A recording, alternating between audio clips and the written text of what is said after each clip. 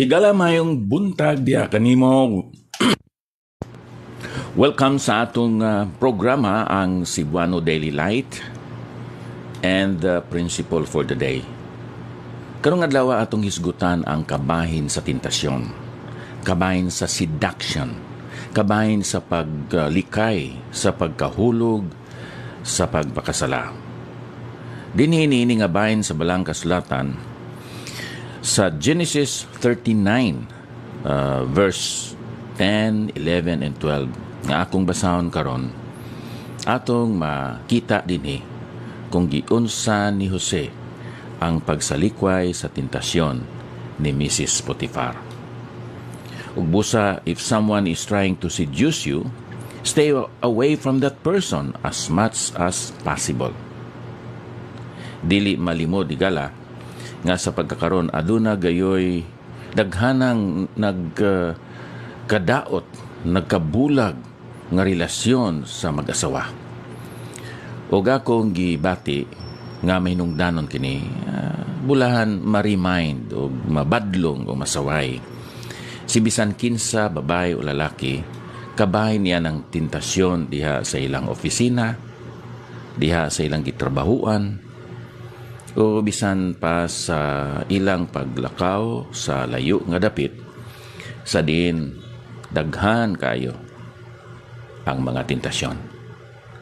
Dinhi sa Genesis chapter 39 verses 10, 11, and 12. Akong basahon ni gala dinhi sa Cebuano aron nga masabtan nato pagayon. Og natabo nga sa nagasulti siya kang Jose sa adlaw-adlaw, mao kini si Mrs. Potiphar. Iya gitintal kini si Jose matag adlaw, kada adlaw, adlaw gyud. Og siya wala magpatalingog kaniya aron sa pagtipon sa paghigda kaniya, ni sa pagpuyo uban kaniya. Nahitabo niya atong panahona nga misulod siya sa balay sa pagbuhat sa iyang katungdanan. Walay bisan kinsa sa mga tao sa sulod sa balay. Og siya gigunita niya sa iyang biste nga nagaingon, umari ka, umipon ka sa pagigda kanako. Unya gibiyaan niya ang iyang biste sa iyang mga kamot, meaning sa kamot ni Mrs. Potiphar. Og mikalagyaw siya og migulan ngadto sa gawas. Hinaot ang Ginoo magdugang og mga panalangin espirituhanon nining mga pulo nga atong gibasa. Pagampo kita, Amahan. May nungdanon nga kami mutuman sa kanunay sa among mga saa diha kanimo, bisan pa dinhi sa among mga kapikas sa kinabuhi. Og among ampo usab o Dios nga imong tabangan, bisan pa kadto mga singles, babae man o lalaki, nga mag-preserve sa ilang kaugalingon nga putli, pure, chaste, alang sa ilang kaugalingong asawa o sa ilang kaugalingong bana. Kini nga mga butang among gitugyan sa ngalan ni Ginoong Hesus. Amen. Sa atong pagpanginabuhi ingon nga mga Kristohanon ni gala, kinahanglan atong i-overcome ang tentasyon. Now, to resist the temptation to sin, we must develop firm moral and ethical convictions based on a deep appreciation for God's love and grace in our lives. Aron nga madaog nato ang tentasyon sa pagpakasala, kinahanglan atong umulon, mag-umol kita niya ng maligon, moral o ethical nga mga karuganan o prinsipyo nga gipasuka diha sa halahom nga pagpasalamat sa gugma sa Dios o sa iyang grasya dinhi sa atong kinabuhi. Most often we think of seduction occurring in a sexual encounter.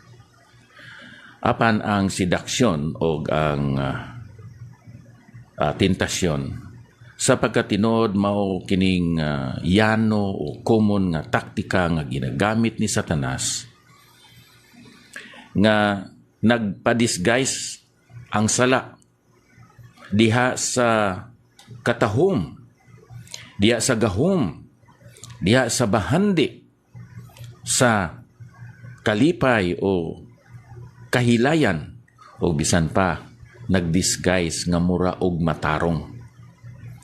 Di ba nga ang mga ministro gani ni Satanas nagpakaron ingnon sila nga mga manulunda sa pagkamatarong.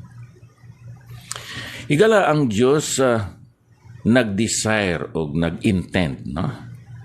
Alang sa iya makatawhan nga makasinati sila usab og kalipay o pleasure. Apan within the bounds of marriage, within the bounds of legality and righteousness, o within the bounds of morality. Mao kanay higala. For example, kini bitaw ang sexual pleasure, usa kini kagasa nga experiensyahan, no? I-enjoy, but only in a marriage relationship. Ang seduction angkon o nagdawat og kalipay out of context, gawas sa kaminyoon, outside sa legality, meaning illegal nga pamaagi, og naghandom nga kini masinati sa kalit o masinati kini sa dili husto nga paagi, apan nga muraog siya lang o ang iya nga partner kung kini sa kabahin sa sex ang nasayod. Apan dili nimo higala masupak ang imong tanlag, ang imong konsyensya, ang imong kaisipan.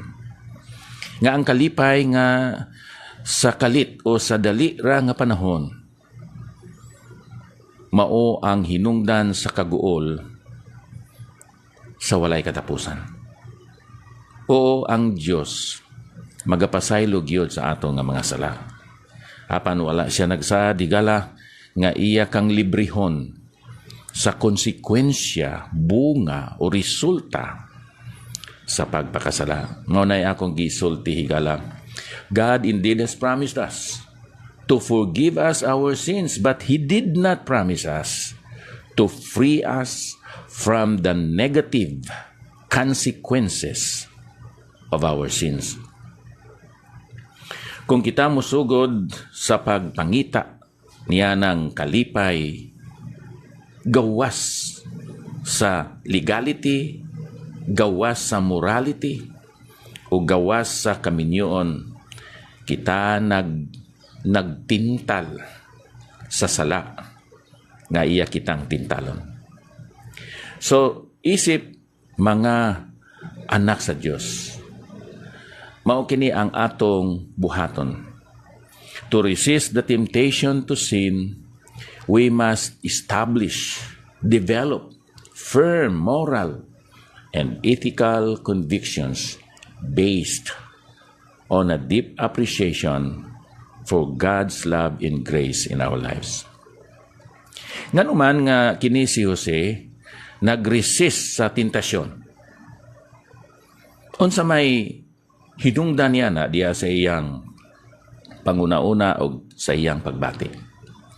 Kung imong susiyon higala diya sa bersikulo 8, apan siya nagdumili og miingon siya sa asawa sa iyang agalon.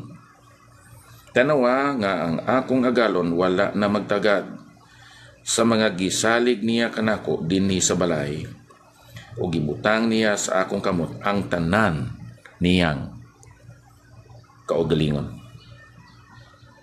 Kini si Potifar nga usa ka sundalo ni Faraon. Nagbutang sa pagsalig niya diha kang Jose tungod kay kining tawhana kasaligan. Nga wala siya angkon niya ng panghuna-huna, niya ng malisya, niya ng kasina o pagpangabugo sa iyang asawa tali ni Jose.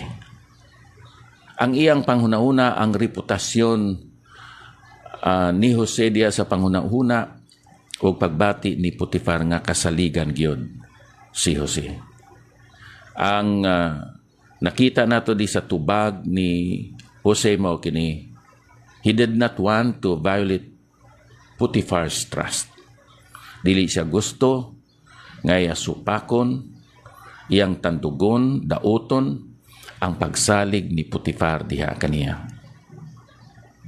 Sa versikulo 9, ang ikaduha nga rason nganuman nga wala siya magsokom sa tentasyon, because he was determined not to violate his spiritual convictions. Ingon dinhi, siya dili labaw kay kanako ni ining balaya.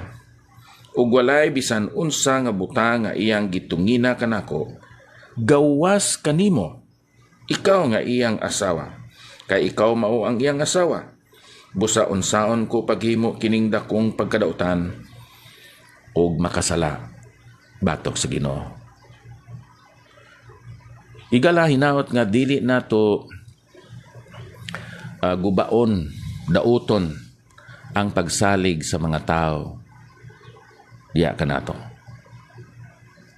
Kay dunay mga tao nga tungod sa ilang posisyon, tungod sa ilang gahom, ilang dauto na hinon ang pagsalig sa mga subordinates nila. Tingali nag-ingon sila nga gwapo sila, kusgan, himan, o tungod niya na ilang giabusuhan ang ilang posisyon, ang ilang gahom, ang ilang kahibalo, ang ilang oportunidad. Apan kini si Jose, he did not want to violate Potiphar's trust, and he was determined not to violate his spiritual convictions. So higala atong makita dinhi no sa kinabuhi ni Jose nga usa siya ka tawo nga nag-establishar niya ng prinsipyo o conviction diha sa iyang kaugalingon. Now dinhi kita higala sa mga ulitaw o dalaga. Kinanglan ibutang nato kanang conviction o baruganan nga atong i-establishar ang kaputli sa atong moral life o i-preserve kini alang sa atong kaugalingong bana o sa atong kaugalingong asawa. Now, unsa man di ay ang mahitabo kung ikaw nahulog na sa pagpakasala? Adun ako'y nabasahan gala, gamo ni, dili na nimo ma-restore ang imong virginity. Ikaw nga lalaki, ikaw nga babae, kung nahulog ka na sa pagpakasala. But mao kini, you should maintain your chastity. Maybe you fell into sin sa daghanan nga gayon. Apan mao kini, sa diha nga ikaw nakaamgog, nakarealize niya na by the grace of God, determined to maintain your chastity. Still, you can be chaste before God for your upcoming wife or husband. Kay ang Ginoo sa iyang grasya, mao magagiya kanimo. Ang mga tao malimot lang mana, no? Sila nga nasayod sa nahitabo diya kanimo.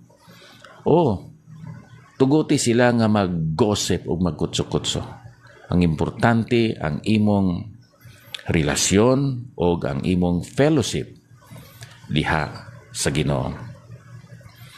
Now, to resist the temptation to sin, we must develop firm moral and ethical convictions based on a deep appreciation of God's love and grace in our lives.